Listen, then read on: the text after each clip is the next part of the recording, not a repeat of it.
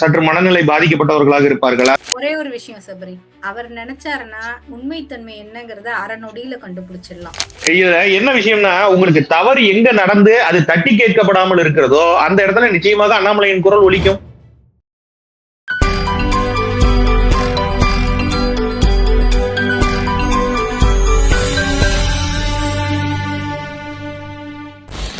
Hi friends, welcome to தமிழக tent கொட்டாய்.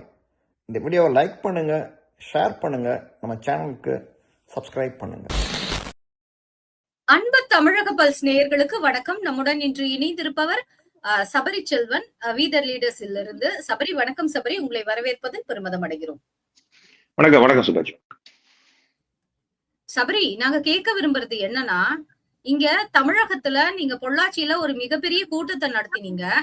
ஆனா நீங்க கூட்டம் எதிர்பார்த்த அளவு வரலங்கிறதுனாலதான் திருச்செந்தூர் கூட்டம் ரத்து செய்யப்பட்டிருக்கு அப்படின்னு பேசுறாங்களே சபரி, இது எந்த அளவுக்கு உண்மை? பேசுறவங்க எல்லாத்தையும் ஃபர்ஸ்ட் கொண்டு போய் கீழ்பாக்கம் ஹாஸ்பிட்டல்ல சேர்த்தணும் சுபாஜி. ஏன்னா அவங்க அந்த கூட்டத்தை டிவியில பார்த்தாங்களா இல்ல போன்ல பார்த்தாங்களான்னு தெரியல. எங்களுக்கு உட்கார்றதுக்கு இடம் இல்ல. இந்த கல்யாண இதுக்கு போனோம்னா பந்தியில எல்லாம் உட்காரும் போது இடம் கிடைக்காம பின்னாடி ஆள் நிப்பாங்கல்ல. வழக்கமா அரசியல்ல சேர் ரொம்ப முக்கியம்னு சொல்லி ஒரு வார்த்தை சொல்லுவாங்க. எங்களுக்கு மீட்டிங் உட்காந்து கேட்கறதுக்கே சேர் ரொம்ப முக்கியம் அப்படிங்கிற மாதிரி இன்னைக்கு ஆயிப்போச்சு எங்களுடைய நிலைமை.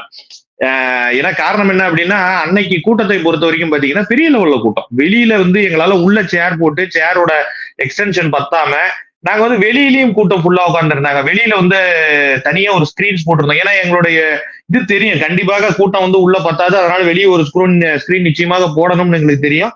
அதை பேஸ் பண்ணி தான் நாங்க ஸ்கிரீன்ஸ் போட்டிருந்தோம். அந்த இடத்துலயும் ஃபுல் கூட்டம். அண்ணாமலை அவர்கள் ஒரு வீடியோலாம் வந்திருந்ததுல, அண்ணாமலை அவர்கள் காருக்குள்ள இருந்து எந்திரிச்சு அந்த சன்ரூஃப் வழியா வெளியே வர அந்த வீடியோஸ் வந்திருந்ததுல, அது நடந்தது கூட்டம் நடக்கிற அரங்கத்துக்குள்ள கிடையாது.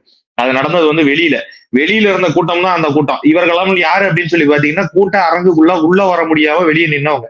இடம் பத்தல, உள்ள எல்லாம் நின்ன இடம் போக வெளியில அவ்வளவு கூட்டம். இந்த கூட்டத்துல அவர் மிதந்து வந்த ஒரு விஷயத்தான் நம்ம பார்த்தோம். அவ்வளவு கூட்டத்துல அவ்வளவு ரஷ்ல போலீஸ்காரங்களோட பட்டன் கிட்ட எல்லாம் பிஞ்சு போய் மெல்ல கஷ்டப்பட்டு தான் அவரை மேல கூட்டிட்டு வந்தாங்க. இந்த கூட்டத்தை பார்த்து உங்களுக்கு கூட்டம் வரவில்லை அப்படின்னு நீங்க சொல்றீங்க அப்படின்னா, இது அவர்கள் சற்று மனநிலை பாதிக்கப்பட்டவர்களாக இருப்பார்கள். அந்த விஷயமா தான் நாங்க யோசிக்கிறோம். ஆனா நீங்க சொல்ற இந்த திருச்செந்தூர் மீட்டிங் ரத்துக்கும் இதுக்கும் எந்த சம்பந்தமும் இல்லை. அதற்கு முக்கிய காரணத்தையும் நானே சொல்லிடுறேன். ஏன்னா காரணம் என்னன்னா, எங்களுக்கு 6 மாதத்திற்கும் 6 விதமான பணிகள் கொடுக்கப்பட்டிருக்கு. இந்த மாதம் நாங்க ட்ரக்ஸுக்கு அகெயின்ஸ்டா எங்களுடைய வேலைகள் செஞ்சுட்டு இருக்கோம். அடுத்த மாசம் பாத்தீங்கன்னா என்விரான்மெண்டலுக்கு சப்போர்ட்டிவா பண்ணிட்டு இருக்கோம். ஸோ நாங்க என்ன யோசிச்சிருக்கோம் அப்படின்னா, 26 திரும்பவும் ட்ரக்ஸுக்கு அகெயின்ஸ்டான மீட்டிங் பண்றதுக்கு போல. ஏன்னா நிறைய இடத்துல கண்டினியூஸா ப்ரோக்ராம்ஸ் ஸ்டார்ட் அப் ஆயிடுச்சு. ஒரு இடத்துல மராத்தான் நடக்குது, ஒரு இடத்துல பாத்தீங்கன்னா வாக்கத்தான் நடக்குது, ஒரு இடத்துல பாத்தீங்கன்னா பைக் ரேலி நடக்குது, ஒரு இடத்துல சிக்னேச்சர் கேம்பெயின் நடக்குது. ஸோ இந்த மாதிரி நிறைய ப்ரோக்ராம்ஸ் கண்டினியூஸா நடந்துட்டு இருக்கிறனால அதோட ரிதம் டிஸ்டர்ப் ஆகும் அப்படிங்கறதுனால மட்டும்தான் அண்ணாமலை இந்த மீட்டிங் அப்ப கூட நாங்க மீட்டிங்கை கேன்சல் பண்ணிட்டு ஒரு 5 மாசம் கழிச்சு பண்றோம், இல்ல ஒரு 3 மாசம் கழிச்சு பண்றோம்னு சொல்லல. ஜூலைல நடக்க வேண்டிய மீட்டிங் ஆகஸ்ட் ஸ்டார்டிங்ல நடக்க போகுது. அது என்விரான்மெண்டல் மீட்டிங்கா நடக்க போகுது. அவ்வளவுதான், வேற ஒன்றும் பெரிய வித்தியாசம் எல்லாம் கிடையாது. எங்களுக்கு எங்களுடைய பணிகளை பற்றி தெரியும், எங்களுக்கு வரக்கூடிய கூட்டங்களை பற்றி தெரியும், எங்களுக்கு இருக்கக்கூடிய சப்போர்ட்டை பத்தி எங்களுக்கு தெரியும். அதை பற்றி மற்றவர்கள் கமெண்ட் பண்றாங்க அப்படின்னா, அது அவர்களுடைய கட்சியை வளர்த்துவதற்குண்டான வேலையை அவர்கள் செய்தார்கள் தான் பரவாயில்ல. எங்களுடைய பணிகளை நாங்கள் செய்கிறோம், உங்களுடைய பணிகளை நீங்கள் செய்யுங்கிற மாதிரி நாங்க கடந்து போயிடுவோம். அவ்வளவுதான். சபரி, பொதுவாகவே அண்ணாமலை அவர்கள் பாஜகவிலிருந்து வெளியேறிய பிறகு அவர் பேசும் அனைத்து கருத்துக்களுமே கிட்டத்தட்ட பாஜகவுக்கு ஒரு எதிரான ஒரு மனநிலையை ஈஸியா மக்கள் மனசுல விதைச்சிடுற மாதிரி இருக்கோ, ஒரு திராவிட பிளஸ் அரசியல முன்னெடுக்கிறாரோ அண்ணாமலை தமிழகத்துல. ஒரு விஷயம் மட்டும் நான் கன்ஃபார்மா சொல்லுவேன் சுபாஜி, அவர் திராவிட அரசியல கை வைப்பாருங்கிற எண்ணம் எங்களுக்கு நிச்சயமா கிடையாது. அவர் திராவிட அரசியல் பக்கம் போகவும் மாட்டார். என்ன பொறுத்த வரைக்கும் அது என்னால ஒரு சின்ன உத்தரவாதம் கூட உங்களுக்கு தர முடியாது. நிச்சயமாக அந்த ஒரு பக்கம் போக மாட்டார். திராவிட அரசியல் அப்படின்னு சொல்லிட்டு அவர் நிச்சயமாக போக மாட்டார். ஆனா நீங்க சொன்னீங்கல்ல, வந்ததுல இருந்து பிஜேபிக்கு எதிரான மனநிலை, இது எனக்கு ஒரு விஷயம் புரியல. எதிர்த்தரப்பை கேட்டீங்க அப்படின்னா, திமுகவாக இருக்கட்டும், டிவிகே கட்சியாக இருக்கட்டும், இவங்களெல்லாம் கேட்டீங்கன்னா பிஜேபி தான் அண்ணாமலை ரெசம்பிள் பண்றாரு, பிஜேபி என்ன கருத்து சொல்ல விரும்புதோ அதை தான் அண்ணாமலை சொல்றாருன்னு அவங்க சொல்றாங்க. உங்களை மாதிரி பத்திரிகையாளர்கள் பிஜேபி என்ன சொல்றாரோ அதுக்கு நேர் எதிரான விஷயங்களை அண்ணாமலை பேசுகிறார். விஜய் வந்த போதும் பிஜேபி பி டீம், RSS பிள்ளை. ஆமாங்க. எல்லாத்துக்கும் தமிழ்நாட்டுல வந்து பைப்ல தண்ணி வரலனால அதுக்கு காரணம் வந்து பிஜேபி தான் அப்படிங்கிற ஒரு சூழ்நிலையில தான் இன்னைக்கு தமிழ்நாட்டோட நிலைமையை வந்து இவர்கள் மாற்றி வைத்திருக்கிறார். ஏன்னா எல்லா விஷயத்துக்கும் காரணம் பாஜக அப்படிங்கிற ஒரு எண்ணத்தை வந்து அவர்கள் விதைத்திருக்கிறார்கள். எல்லா கட்சியும் சேர்ந்து விதைத்திருக்காங்க. அதுக்காக பாஜக ஒன்றும் ஒரு மோசமான கட்சியோ இதுவோ கிடையாது. நாங்க அந்த இயக்கத்துல இருந்து வந்தவர்கள் தான். எங்களுடைய தாய் இயக்கமாக நாங்கள் அதை வைத்துக் கொண்டாலும் கூட பாஜகங்கிறது ஒன்றும் பெரிய மோசமான ஒரு இயக்கம் அப்படிலாம் கிடையாது. எங்களுக்கு வந்து நாங்கள் அண்ணாமலையனை பின்பற்றி வந்திருக்கிறோம் அப்படின்னா அதற்காக நாங்கள் பாஜகவை வெறுத்து வெளியே வந்திருக்கிறோங்கிற எண்ணம் கிடையாது. எங்களுக்கு தேசிய பாஜகவின் மீது, மோடியின் மீது இன்றைக்கும் எனக்கும் சரி அண்ணாமலையனுக்கும் சரி மிகப்பெரிய ஒரு மதிப்பு மரியாதையும் இருக்கிறது. அது எல்லா இடத்துலையும் நம்ம நிச்சயமாக பார்க்கிறோம். ஒரு சில விஷயங்கள் எங்களுக்கு வந்து பிடிக்கல அப்படிங்கிற ஒரு எண்ணத்தோட நாங்க அதை கடந்து போயிடுறோமே ஒழிய, அண்ணாமலை அவர்கள் வந்து பேசிய விஷயங்கள்ல வந்து எங்கேயுமே பாஜகவை விமர்சித்தோ பாஜக வந்து இந்த மாதிரி தவறா செய்கிறது அப்படிங்கிற இது சொல்லி எல்லாம் செய்யல. அவருக்கு வந்து முடிவுகள் வந்து தமிழகத்திலிருந்து எடுக்கப்பட வேண்டும் அப்படிங்கிற ஒரு எண்ணத்தை மட்டும்தான் சொல்லுகிறார். அது தமிழகத்துக்கு மட்டும்தான் ஒத்து வரும். நிறைய மாநிலங்கள்ல நீங்க பாத்தீங்க அப்படின்னா தேசம் பேஸ்ல தான் நிறைய இடத்துல, முக்கியமாக சவுத்துல நீங்க கேரளாவாக எடுத்துக்கோங்க. அங்க வந்து கம்யூனிஸ்டாக இருந்தாலும் கூட கம்யூனிஸ்ட் கட்சியை பொறுத்த வரைக்கும் அங்க வந்து ஒரு ஃபேஸ் வேல்யூ தேவைப்படுது. அதே மாதிரி ஆந்திரா, தெலுங்கானா இங்கெல்லாம் எடுத்தீங்கன்னாலும் ஒரு ஃபேஸ் வேல்யூ தேவைப்படுது. கர்நாடகா எடுத்துக்கிட்டீங்கன்னாலும் ஒரு ஃபேஸ் வேல்யூ தேவைப்படுது.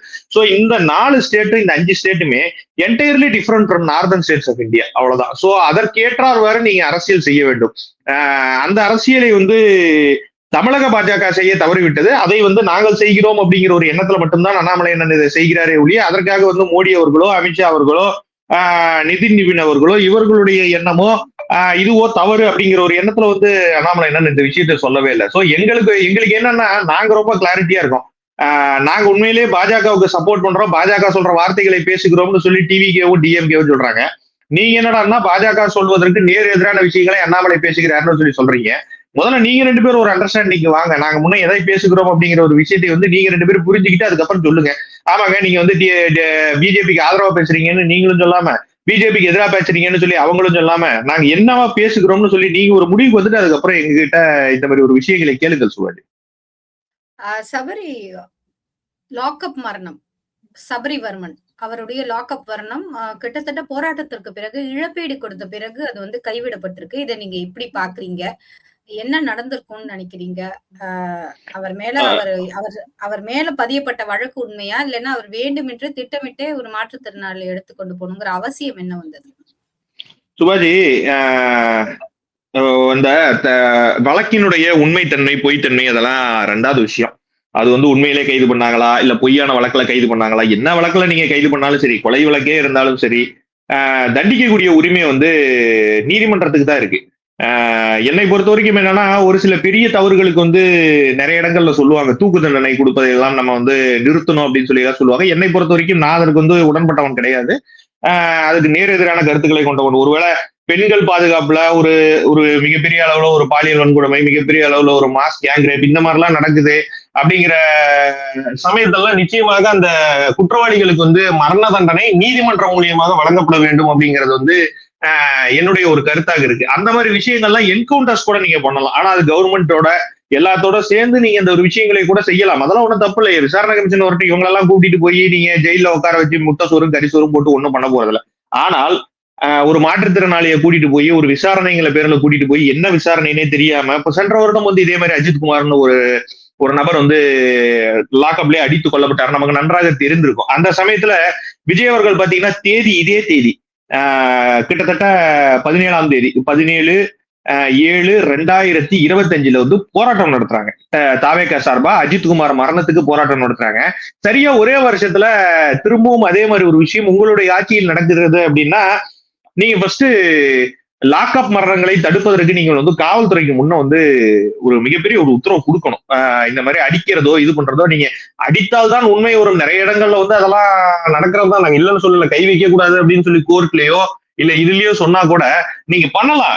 ஒரு சில விஷயங்களை தெரிந்து கொள்வதற்காக, ஒரு சில இது பண்றதுக்காக நீங்க ஓரளவு இது பண்ணலாம். ஆனா அது வந்து எக்ஸ்ட்ரீம் லெவலா போகும் பொழுது, ஏன்னா அவருக்கு பின்னாடி ஒரு குடும்பம் இருக்கிறது. எப்படி ஒரு கான்ஸ்டபிள் பின்னாடி, ஒரு ஏட்டு பின்னாடி, ஒரு சப் இன்ஸ்பெக்டர் பின்னாடி, ஒரு எஸ்ஐ பின்னாடி, ஒரு டிஎஸ்பி பின்னாடி ஒரு குடும்பம் இருக்கோ, அதே போல மரணம் அடைந்த ஒரு நபரின் பின்னாலும் ஒரு குடும்பம் இருக்கிறது. அவர் தவறே செய்திருந்தாலும் அவரை கொலை செய்யும் அளவுக்கு வந்து அது வந்து மிகப்பெரிய தவறாக இருந்திருக்காது. இதை வந்து தடுக்க வேண்டியது வந்து அரசினுடைய கடமை. ஸ்ட்ரிக்டான ஒரு ரூல்ஸை வந்து நிச்சயமாக காவல்துறைக்கு வந்து அவர்கள் வந்து கொடுக்கணும். மேல்மட்ட அதிகாரிகளுக்கிட்ட வந்து மிகப்பெரிய அளவுல வந்து அவர்கள் பேசி இந்த மாதிரி ஒரு விஷயங்களை எல்லாம் செய்யணும். சோ என்னை பொறுத்த வரைக்கும் இதெல்லாம் தடுக்க வேண்டிய விஷயங்கள் தான். இதுல செய்ய வேண்டிய விஷயங்கள் நிறைய இருக்கு. உண்மையிலே காவல்துறையால் என்கவுண்டர் செய்யப்பட வேண்டிய ஆட்கள் நிறைய பேர் இருக்காங்க. ஆனா இந்த மாதிரி ஆட்கள்லாம் நீங்க தயவு செஞ்சு இது பண்ணக்கூடாது. நம்ம வந்து ரொம்ப தவறான ஒரு விஷயம். இப்போ கொஞ்ச நாளைக்கு முன்னாடி கூட 2 வயது பெண் குழந்தை ஒருத்தர் வந்து ரேப் பண்ணியிருந்ததை நம்மளால பார்க்க முடிஞ்சது. அவங்கள பிடிச்சி கையை உடைச்சிருந்தாங்க, காலை உடைச்சிருந்தாங்க. திரும்ப அவர் என்ன ஆனாருன்னே தெரியல, கொண்டு போய் ஜெயில போட்டிருப்பாங்க. அவரு ஒரு 6 வருஷம் கழிச்சு போக்சோ கேஸ்ல இருந்து ரிலீஸ் ஆகி வெளியிருந்தாரு. என்ன கேட்டா அந்த மாதிரி ஆட்கள் எல்லாம் ஓட விட்டு சுடுங்க, தப்பு இல்லை. ஆனா இந்த மாதிரி ஆட்கள் எல்லாம் வந்து நிச்சயமாக விஜய் அவர்கள் விழித்துக் கொள்ளணும். ஏன்னா நீங்க வந்து ஆட்சியில் இல்லாத போது என்ன பேசினீர்களோ அதை வந்து கடைபிடிக்க வேண்டிய கடமை வந்து விஜய் அவர்களுக்கு இருக்கு. சோ இனிவரும் காலங்கள்ல அது நடக்காதுன்னு தான் எங்களால அவர்கள்கிட்ட கேட்க முடியுமே ஒழிய, தவறு நடந்ததற்கு வந்து மிக நன்றாக விசாரணை நடத்த வேண்டும். என்ன நடந்திருக்கு அப்படிங்கறத சொல்லணும். காவல்துறைக்கு ஸ்ட்ரிக்டான ஒரு SOP வந்து கவர்மெண்ட் சைட்ல இருந்து ப்ரொடியூஸ் பண்ணணும். மெம்பர்ஷிப் நீங்கள் எடுத்துக்கிட்டிங்கன்னா சேனல் சப்போர்ட் பண்ண மாதிரி இருக்கும், ஊக்குவிக்கிற மாதிரி இருக்கும். சேனலில் மெம்பர் ஆகிறதுக்கு நாங்கள் வந்து உங்களை வந்து கோரிக்கை வைக்கிறோம். அதாவது கரூர் பக்கத்துல ஒரு 4 கோயில்ல என்ன பண்ணாங்க, கோயில் நிலங்கள்லாம் வந்து இனாமாக கொடுக்கப்பட்டது. கோயில்ல வந்து வேலை செய்யறவங்க அவங்களுடைய வாழ்வாதாரத்தை மேம்படுத்துவதற்காக கோயில் இனாமாக, மைனர் இனாமாக கொடுக்கப்பட்டதுங்கிற வழக்குல அந்த மாதிரியான ஒரு பேச்சுல வந்து அண்ணாமலை அவர்கள் இது நம்ம உண்மைத்தன்மை ஆராயணும் அப்படின்னு ஒரு நீண்ட நெளிய விளக்கத்தை கொடுத்திருந்தாரு, நம்ம பார்த்தோம். இப்போ பழனிக்கே மொட்டை அடிக்கிற மாதிரி பழனி கோயிலுடைய நிலங்களை எடுத்து தார வாத்திருக்காங்க. ஏன் இதை எதிர்த்து ஒரு கண்டன அறிக்கை கூட அண்ணாமலை வெளியிடவில்லை? அது உண்மையா? நிறைய கேள்விகள் இருக்கு. சுபாஜி, இந்த ரயத்வாரி பட்டா, அதுக்கு பேர் நீங்க சொன்னீங்கல்ல, கரூர் சைட்ல சொல்றீங்களா, அதுக்கு பேர் வந்து ரயத்வாரி பட்டா அப்படின்னு ஒரு விஷயத்த சொல்லுவாங்க. அண்ணாமலை வந்து இன்னைக்கு எல்லாருமே வந்து முதல்ல எடுத்த உடனே கரூர்ல வந்து திரு MR விஜயபாஸ்கர் இருக்காருல்ல, அவர் வந்து விஜய் அவர்கள் வந்து கரூர்ல பேசும் பொழுது மேடையிலேயே இதற்குண்டான கோரிக்கை வச்சார். இந்த மாதிரி நிலமில்லாத வேலை விவசாயிகளாக இருக்கவங்க அவங்களுக்கு முன்ன அந்த நிலத்தை வந்து ஒப்படைக்கணும். அதே மேடையில அவர் கோரிக்கை வச்சதுக்கு முதல் நாளே ஜீவோ பாஸ் ஆனதையும் நாங்க பார்த்தோம் சபரி. அததான் சுபாஜி, பட் ஆனா நீங்க வந்து எந்த நிலங்களை வந்து கொடுத்திருக்கிறார்கள் அப்படின்னு சொல்லிதான் நீங்க பார்க்கணும். ஏற்கனவே அந்த ரயத்வாரி பட்டாக்கள் சபரி, அந்த நிலத்தை விட்டுறலாம். அத பத்தி இப்ப எங்களுக்கு பிரச்சனை. நீங்க கேக்குறது பழனி விஷயத்துக்கு வருங்க. பழனி விஷயத்துக்கு ஏன் அண்ணாமலை அவர்கள் வாய் திறக்கல? பழனி விஷயத்துக்கு முருகனுக்கே மொட்டை சுபாஜி, இதனுடைய உண்மைத்தன்மை முன்ன தெரியணும். ஏன்னா நீதிமன்றத்துல வந்து இதற்கு உண்டான வழக்குகள் கொடுத்து நேத்து வந்து நீதிமன்றத்துல இருந்து விசாரணை நடத்துங்க அப்படின்னு சொல்லியிருக்காங்க. 100 ஏக்கர் மதிப்பிலான, அதாவது 100 கோடி ரூபாய் மதிப்பிலான நிலங்களுக்கு வந்து விசாரணை நடத்துங்க அப்படிங்கிற ஒரு விஷயத்தை சொல்லியிருக்காங்க. சொல்லுவாரு, பேசுவார். ஒரே ஒரு விஷயம் சபரி, அவர் நினைச்சாருன்னா உண்மைத்தன்மை என்னங்கறத அரை நொடியில கண்டுபிடிச்சிடலாம். ஆனாலும் சொல்லுங்க. ஆனாலும் ஏன் இவ்வளவு தாமதம்? எல்லாரையும் போல அமைதியாக இருந்து ஒரு பாலிடிக்ஸ் செய்யணும்னு நினைக்கிறாராம். அப்படி நிச்சயமாக அந்த விஷயம் கிடையாது சுபாஜி. இதுல என்னன்னா, அவர் ஏற்கனவே வந்து பொள்ளாச்சி மாநாட்டுல ஒரு விஷயங்களை சொல்லி இருக்கிறார். நம்ம வந்து தாவேக அரசுக்கு வந்து நேரங்களை கொடுக்குறோம், உண்மையிலேயே இதுல வந்து ரமேஷ் பேர்ல தான் தவறு இருக்கு அப்படிங்கறத வந்து சொல்வதற்கு உங்ககிட்ட வந்து ஏதாவது போதிய ஆதாரங்கள் இருக்கா? ரமேஷ் தான் இதுல வந்து தவறு செய்திருக்கிறார், தாவேக அரசு தான் தவறு செய்திருக்கு அப்படின்னு சொல்லுவதற்கு போதிய ஆதாரங்கள் இருக்கா? நீதிமன்றமே இன்னைக்கு சொல்லிருக்கு சபரி. அததாங்க 2 பேர்த்தையும் விசாரணை நடத்துங்க அப்படின்னு சொல்லுது. இதுல மிகப்பெரிய அளவுக்கு ஒரு தப்பு நடந்திருக்கு நம்மளாலையும் புரிஞ்சுக்க முடியுது. காரணம் என்ன அப்படின்னா, அந்த நிலத்தை வாங்கியவருடைய புகைப்படத்தை நானும் பார்த்தேன். பாத்தீங்கன்னா அவர் வந்து சாட்சி கையெழுத்து போடுற மாதிரி தான் இருக்காரு. அவர் எதை வைத்து அந்த நிலத்தை 100 கோடி ரூபாய்க்கு வாங்கினார் அப்படிங்கிறது எங்களுக்கும் தெரியல. மிகப்பெரிய அளவுல ஏதோ ஒரு விஷயம் நடந்திருக்கு. ஆனா காவல்துறை விசாரணையை வந்து நேர்மையாக செய்வதாக கூட அண்ணாமலை நினைத்திருக்கலாம். ஏன்னா இந்த விஷயங்களை வந்து திமுக ஆட்சியில ஒருவேளை நடந்திருந்ததுன்னா வெளியே வரவே வராது. அதிமுக ஆட்சியில நடந்திருந்தா வெளியே வந்தே இருக்காது. ஒருவேளை தமிழக வெற்றி கழக ஆட்சியில் இது நடக்கும் பொழுது இந்த விஷயங்கள் வெளியே வருது அப்படின்னா நிச்சயமாக ஏதோ ஒரு முறையில வந்து விசாரணை நடக்குதுன்னு ஒரு அர்த்தம். அந்த விசாரணை நடக்கும்போது கோர்ட்ல இருந்தும் சொல்லிட்டாங்க, விசாரணை பண்ணுங்கன்னு சொல்லிட்டாங்க. என்ன எங்களுக்கு ஒரு ஆதங்கம்னா, அது திமுக ஆட்சியா இருந்தாலும் அதிமுக ஆட்சியாக இருந்தாலும் தாவேக ஆட்சியாக இருந்தாலும் மாற்றத்திற்கான ஒருவராக அண்ணாமலையை பார்க்கும்போது அண்ணாமலை குரல் இந்த இடத்துல பதிவு செய்யப்பட்டிருக்க வேண்டாமா? நிச்சயமாக சுபாஜி, இதுல என்ன விஷயம்னா, உங்களுக்கு தவறு எங்க நடந்து அது தட்டி கேட்கப்படாமல் இருக்கிறதோ அந்த இடத்துல நிச்சயமாக அண்ணாமலையின் குரல் ஒலிக்கும். இதுல உங்களுக்கு எங்க பிரச்சனை இருக்கு? நிச்சயமாக ஒலிக்கும். இந்த இடத்துல வந்து ஒரு ப்ராசஸ் நடந்துகிட்டு இருக்கு. அந்த ப்ராசஸ்க்குள்ள தேவையில்லாம நுழையணுமா அப்படின்னு சொல்லி கூட அண்ணாமலை நினைத்திருக்கலாம். நம்ம வந்து நம்மளுடைய எண்ணங்கள் எதுவுமே கிடையாது சுபாஜி. இப்ப ஒரு இடத்துல ஒரு கொலை நடக்குது, அந்த கொலையை பற்றி போலீஸ்காரங்க வந்து விசாரணை நடத்தல, எதுவுமே பண்ணல. நம்ம இந்த சட்டம் ஒழுங்கு சீர்கேடு எல்லாம் சொல்றோம்ல, இந்த சட்டம் ஒழுங்கு சீர்கேடுனா என்ன? கொலை நடக்கவே நடக்காதா? எந்த ஆட்சி வந்தாலும் கொலை நடக்கும். எந்த ஆட்சி வந்தாலும் ஏதாவது ஒரு பிரச்சனை நடக்கத்தான் போகுது. ஏன்னா தமிழ்நாட்டுல இருக்கக்கூடிய 5.5 கோடி பேத்துக்கும் 5.5 கோடி காவல்துறையை நம்மளால போட முடியாது. சோ நிச்சயமாக நடக்கும். ஆனா இந்த சட்டம் ஒழுங்கு சீர்கேடை தடுக்க தவறிய திமுக அரசும் ஓகே ஏதோ ஒரு இடத்துல வந்து போலீஸ்காரர்கள் சுத்திட்டு இருக்காங்க, ஏதோ ஒரு இடத்துல ஒரு பயம் இருக்கு, இந்த தப்பு செஞ்சிடக்கூடாது அப்படின்னு சொல்லி சுத்திட்டு இருக்கும் பொழுது வந்து இந்த இடத்துல ஏதோ ஒரு ப்ராசஸ் நடக்குது, இந்த இடத்துல ஏதோ ஒரு ப்ராசஸ் நடக்கல. சோ ப்ராசஸ் நடக்கிற இடத்த நம்ம கேள்வி கேட்க கூடாது அப்படிங்கிறதும் ஒரு பேசிக்கான ஒரு நாகரிகம், அவ்வளவுதான். சோ இந்த இடத்துல வந்து 100 கோடி ரூபாய் மதிப்பிலான சொத்துக்கள் வந்து முறையற்ற முறையில சொல்லப்பட்டிருக்கு அப்படின்னா இந்த விஷயம் ஆல்ரெடி வெளியே வந்திருக்கு. வெளியே வந்த விஷயங்களுக்கு அண்ணாமலையனுக்கு என்ன வேலை? நிச்சயமாக வெளிவராத புதிய விஷயங்களை அண்ணாமலையன் எடுத்து வருவார். ஆனா இந்த விஷயங்கள்ல ஒருவேளை நிச்சயமாக தவறு செய்தால் அந்த இடத்துல அண்ணாமலை அவர்களுடைய குரல் நிச்சயமாக ஒலிக்கும். அதை நம்ம கவலைப்பட தேவையில்லை. இது ஒன்றும் பெரிய இதெல்லாம் கிடையாது சுபாஜி. அட் பிரசன்ட்ல வந்து நீதிமன்றமே தலையிட்டு விசாரணை நடத்துங்கன்னு சொல்லுது. விசாரணை நடத்துவாங்க. ஒருவேளை தவறாக ஏதாவது ஒரு விசாரணை நடக்கும் பட்சத்தில் நிச்சயமாக நீங்க கேட்டீங்களா அண்ணாமலை அவர்கள் வந்து தட்டி கேட்பாருன்னு, அந்த விஷயம் அன்னைக்கு நிச்சயமாக நடக்கும். அதுக்கு நான் உங்களுக்கு உத்தரவாதம் தருகிறேன். சபரி, தொடர்ந்து நம்ம பாக்குறோம் தாவேக அரசு நிறைய முயற்சிகளை முன்னெடுத்து வருது. சென்சஸ் அது ரொம்ப அழகா இவ்வளவு ஒரு காம்ப்ளிகேட்டடான விஷயமா எல்லாரும் தள்ளி போட்ட விஷயத்த ரொம்ப ஈஸியா நான் செஞ்சுட்டேன் நீங்க செஞ்சிட்டீங்களான்னு கேக்குறாரு. எப்படி பாக்குறீங்க? உண்மையாவே நீங்க மாற்றம் மாற்றுவோம் மாறுவோம்னு சொல்ற நேரத்துல அவங்க ஆல்ரெடி மாறி காட்டிட்டு இருக்காங்களோ தமிழகம் கிட்ட? உங்களுக்கான ரோடு தூரமா இருக்கோ? அப்படி இல்ல சுபாஜி. இது நீங்க எப்படி பாக்கணும்னா, விஜய் வந்து ரொம்ப ஈஸியா இருக்க டார்கெட்ஸா ஈஸியா எடுத்துக்கிறார். பிரச்சனை இல்ல. எப்படின்னா இது எல்லாமே ஆன்லைன்ல பதிவு பண்றதோ இல்ல வந்து மக்கள் வந்து எந்த விஷயம் நான் ஒண்ணு சொல்லட்டுமா சுபாஜி, டிஎம்கே பீரியட் ஆகட்டும் ஏடிஎம்கே பீரியட் ஆகட்டும், மக்களை தொந்தரவு செய்யாம நீங்க என்ன செய்தீங்கனாலும் மக்கள் ஏத்துக்குவாங்க. அவங்களுக்கு நீங்க தொந்தரவே பண்ண தேவை. நீங்க தொந்தரவு பண்ணாம நீங்க எந்த விஷயம் வேணாலும் செய்யுங்க. சென்சஸ் எடுங்க, ஜாதி வரி கணக்கெடுப்பு எடுங்க. இவங்க எல்லாம் இவ்வளவு நாள் வந்து இந்த ஜாதி வரி கணக்கெடுப்பு வச்சுட்டு அரசியல் செய்து கொண்டு இருந்தாங்கல்ல, இந்த சென்சஸ் வச்சு அரசியல் செய்து கொண்டிருந்தாங்க. இதெல்லாம் மக்கள் வந்து ஒன்றும் பெருசா நினைக்கவே போறது. அவங்க போற வாக்குல 10 கேள்வி தானப்பா, 30 கேள்வி கேட்கறாங்க. 30 கேள்விக்கும் பதில் சொல்லணும். ஒரு 5 நிமிஷம் உட்கார வச்சு பேச அவங்க பேசுறதுக்கு ஆள் இல்லாம நிறைய பேர் வீட்டுல இருக்காங்க. நீங்க வீட்டுல கூப்பிட்டு வச்சு நீங்க எல்லாம் போய் அனுப்பிவிட்டீங்க அப்படின்னா அவங்கள ஜாலியா உட்காந்து பேசி என் குடும்பம் அப்படிப்பா என் ஒரு குடும்பத்துக்கு 1.5 மணி நேரம் ஆகும். நல்லா ஜாலியா ஈஸியா போய் எடுத்துட்டு வந்த மக்கள் இதெல்லாம் விரும்புவாங்க. நம்ம என்ன நினைக்கிறோம் அப்படின்னா இதெல்லாம் விரும்ப மாட்டாங்க. இதை வைத்து அரசியல் செய்வதை தான் அரசியல்வாதிகள் இத்தனை நாளா செஞ்சுட்டு இருந்தாங்க. சோ விஜய் வந்து ஈஸியான டார்கெட்ஸ் எல்லாம் ஈஸியா செஞ்சிடறாரு. ஜாதி வரி கணக்கெடுப்பு, ஒரு இடத்துல போய் ஆய்வு செய்யறது. இப்ப இந்த ஆய்வு செய்யற நிலைமெல்லாம் எப்படி வந்திருக்கு அப்படின்னு பாத்தீங்கன்னா, ஒரு இடத்துல நேற்று ஒருத்தர் போய் ஒரு பாத்ரூம் இன்ஸ்பெக்ட் பண்ணிட்டு இருக்காரு. ஒருத்தர் வந்து கேக்குறாரு, ஏப்பா நீங்க டிவிக்கே தானே பண்ணோம்னா, ஐயோ நான் மாவட்ட கலெக்டராங்கிறாரு. கலெக்டருக்கும் டிவிக்கோட நிர்வாகிக்கும் வித்தியாசம் தெரியாத அளவுக்கு அந்த நிர்வாகிகள் எல்லாம் ஆய்வு செஞ்சுட்டு இருக்காங்க. சோ இதெல்லாம் நீங்க பார்க்கணும், எந்த விஷயத்தை எப்படி கொண்டு போகணும். நீங்கள் சீர் செய்ய வேண்டிய இடம் நிறைய இடம் இருக்கு. எஜுகேஷன் டிபார்ட்மெண்ட்டை ரெவல்யூஷன் பண்ணணும், அக்ரிகல்ச்சரை ரெவல்யூஷன் கொண்டு வரணும், சட்டம் ஒழுங்கு சீர்கேடு காவல்துறையை வந்து நீங்க ரெவல்யூஷன்ல கொண்டு வரணும், நிதி மேலாண்மை கொண்டு வரதுக்கு நீங்க ரெவல்யூஷன் கொண்டு வரணும், வருஷமான வாங்கக்கூடிய கடன்களை வந்து குறைப்பதற்கு என்ன வழி, சோ அதற்கு வந்து இண்டஸ்ட்ரீஸ் நிறைய கொண்டு வரணும், சோ இந்த மாதிரி இன்வெஸ்ட்மெண்ட்ஸ் நிறைய கொண்டு இந்த விஷயங்கள்லாம் நீங்க செய்ய வேண்டியதை விட்டுவிட்டு விஜய் அவர்கள் வந்து செய்யக்கூடிய விஷயம் எப்படி இருக்கு அப்படின்னா, மக்களை கவர்வதற்கு பாரு நான் டெய்லியும் வந்து ஏதோ ஒரு வேலை செய்யறேன் அப்படிங்கிறது வந்து மக்கள் மத்தியில போய் சேர வேண்டிய ஒரு வேலையாக இருக்கிறது. இப்ப நான் சொன்னல இந்தந்த விஷயங்கள்லாம் இவ்வளவு ப்ராசஸ் சொன்னல, கல்வித்துறையை சீர் செய்வதற்கு என்ன செய்திருக்கிறார், கடன் சுமையை குறைப்பதற்கு என்ன செய்திருக்கிறார், இதுதான் வந்து ரியல் சேஞ்ச் ஃபார் தமிழ்நாடு.